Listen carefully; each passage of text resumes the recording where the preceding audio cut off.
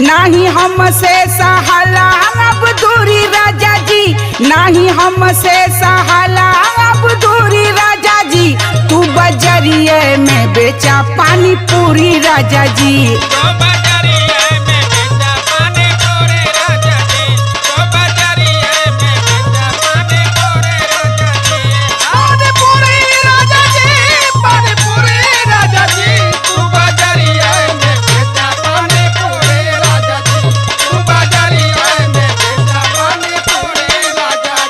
अरे तू न जवन धंधा बतावत हो न इतना उधार खइया न कि कुल उजार नहीं है। हाँ हाँ, बाकी तो सब बेवकूफ न है जन ठेला वाले ले खड़ा हुआ जा।